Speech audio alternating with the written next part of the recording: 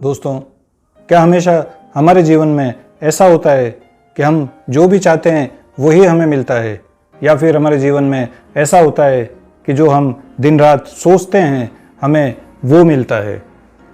Friends, आज एक छोटी सी कहानी के माध्यम से हम इसी बात को समझने की कोशिश करेंगे। नमस्कार दोस्तों, मैं हूं श्याम और आप देख रहे हैं हमारा चैनल फाइंड आउट लाइफ। तो चलते हैं कहानी की तरफ। कहानी में जाने से पहले फ्रेंड्स, आपसे रिक्वेस्ट है कि प्लीज़ हमारा चैनल सब्सक्राइब जरूर कर दीजिए और बेल आइकन को ज़रूर प्रेस कर दीजिए। तो आइए चलते हैं कहानी की ओर। इस कहानी में फ्रेंड्स, एक छोटा सा परिवार होता है, एक मियाँ बीबी होते हैं और उनकी छोटी सी एक 5 साल की बच्ची होती है। वो 5 साल की बच्ची जो होती है वो काफ़ी आउटस्पोकन होती है, क्योंकि बालक मन होता है। वो कुछ भी बोलने से पहले उसको जो दिखता है वही वो स्ट्रेट वे बोल देती है। इस बात से कई बार उसके माँ बाप को एम्बेरसमेंट उठाना पड़ा, कई बार परेशानी में भी पड़ गए।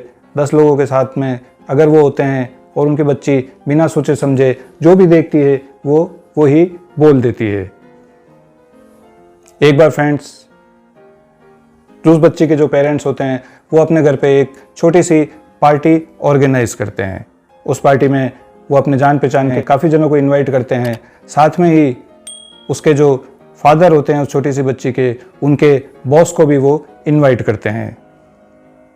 जब उनके बॉस को इनवाइट करते हैं, उनके बॉस में एक छोटी सी खासियत होती है कि उनकी नाक थोड़ी सी टेढ़ी होती है।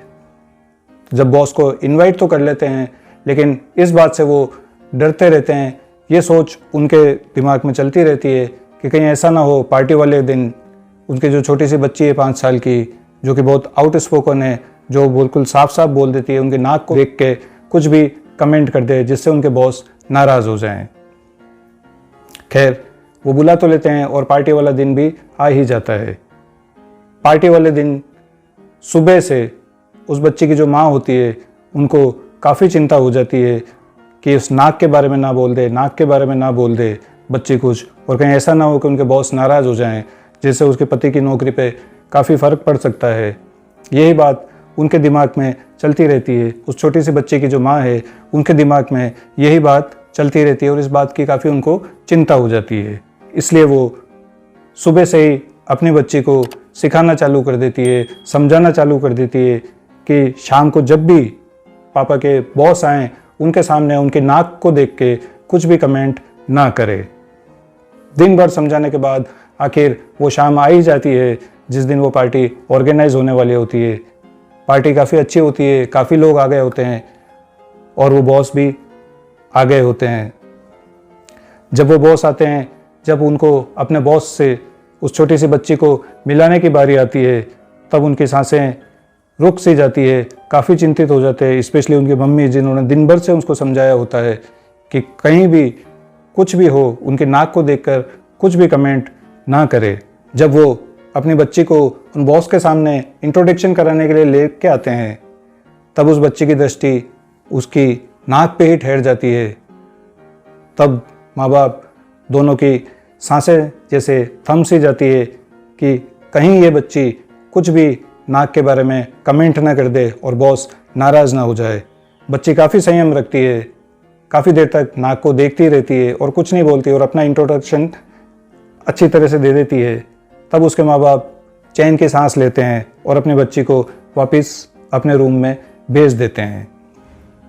अब फ्रेंड्स, क्योंकि उसकी मम्मी दिन भर से सुबह से ही इसी बात की चिंता अपने दिमाग में लेके बैठी होती है, उसी नाक के बारे में ही सोच रही होती है कि कहीं वो बच्ची उनके नाक के बारे में कुछ ना बोल दे। जब वो बच्ची चली जाती है तब वो काफ़ी राहत की सांस लेती है और सोचती है क्यों ना पार्टी आगे बढ़ाई जाए, क्यों ना अब मेहमानों को चाय नाश्ते के लिए पूछा जाए।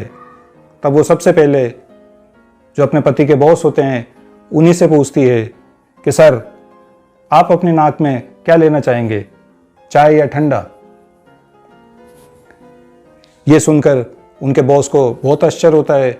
वो उसकी तरफ देखते हैं, काफ़ी नाराज़ होते हैं, क्योंकि उनके नाक के बारे में भरी पार्टी में सभी के सामने ऐसा बोल दिया होता है। तो वो नाराज़ होकर घर चले जाते हैं। बाकी मेहमान को भी काफ़ी आश्चर्य होता है कि इन्होंने क्या बोल दिया।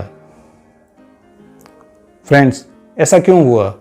ऐसा सिर्फ इसलिए हुआ कि दिन भर से उसी नाक के बारे में, उस छोटी सी बच्चे की माँ होती है, वो उसी नाक के बारे में सोच रही होती है, इसी बात की उनको सबसे ज़्यादा चिंता होती है।